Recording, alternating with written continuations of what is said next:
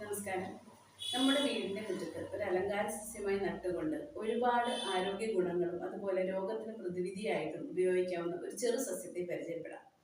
അമരാന്തേസിയ ഫാമിലിയിൽപ്പെട്ട വെള്ളാങ്കണ്ണി ചീര അല്ലെങ്കിൽ പൊന്നാങ്കണ്ണി ചീര എന്നറിയപ്പെടുന്നതാണ് ഈ ചെറു സസ്യം. ഇതിൽ ധാരാളമായി calcium, protein, omega 3 fatty acids, carbohydrate, fibre എന്നിവയെല്ലാം അടങ്ങിയിരിക്കുന്നു. അതുകൊണ്ട് തന്നെ ഇത് കണ്ണിന്റെ കാഴ്ചശക്തി കൂട്ടുവാനും അതുപോലെ തന്നെ കുടൽ സംബന്ധമായ പ്രശ്നങ്ങൾക്കും വയറുവേദന ശമിക്കുന്നതിനും ഒരു ഉത്തമ പരിഹാരമാണ്. ഒമേഗ 3 ഫാറ്റി ആസിഡ് ഉള്ളത് കൊണ്ട് തന്നെ ഹൃദയാരോഗ്യം സംരക്ഷിക്കുന്നതിനും അതുപോലെ തലച്ചോറിന്റെ പ്രവർത്തനം കൂട്ടുന്നതിനും രോഗപ്രതിരോധ ശേഷി കൂട്ടുന്നതിനും ഇത് സഹായിക്കുന്നു. ചർമ്മരോഗങ്ങൾക്ക് ഇത് സമൂലം അരച്ചു പുരട്ടിയാൽ ചർമ്മരോഗം ശമിക്കുന്നതാണ്. മൈഗ്രെയിൻ അല്ലെങ്കിൽ ചെന്നിക്കുത്ത് എന്നറിയപ്പെടുന്ന രോഗത്തിന് ഇതിന്റെ നീരെടുത്ത് നല്ലെണ്ണയിൽ ചാലിച്ച് നസ്യം ചെയ്താൽ ഒരു പരിധിവരെ നമുക്ക് മൈഗ്രെയിനെ മാറ്റി നിർത്താൻ സാധിക്കും. അതുപോലെ വ്രണങ്ങൾ ഉണ്ടെങ്കിൽ വെള്ളാങ്കണ്ണി ചീര മഞ്ഞളുമായി അരച്ച് ദേഹത്ത് പുരട്ടിയാൽ, അതായത് വ്രണമുള്ള ഭാഗത്ത് പുരട്ടിയാൽ വ്രണം ശമിക്കുന്നതാണ്.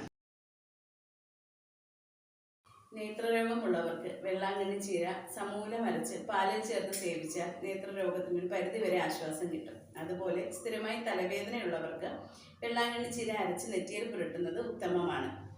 അസ്ഥിസ്രാവം, മൂത്രത്തിൽ പഴുപ്പ്, മൂത്രക്കടച്ചിൽ തുടങ്ങിയവയുള്ളവർക്ക് വെള്ളാങ്കണ്ണി ചീര സമൂലം അരച്ച് പാലിൽ സേവിച്ചാൽ ഉത്തമമാണ്. ഇതൊന്നും കൂടാതെ തന്നെ വെള്ളാങ്കണ്ണി ചീര സ്ഥിരമായി തോരൻ വെച്ച് കഴിക്കുന്നതും നമ്മുടെ ശരീരത്തിനും ആരോഗ്യത്തിനും ഉത്തമമാണ്.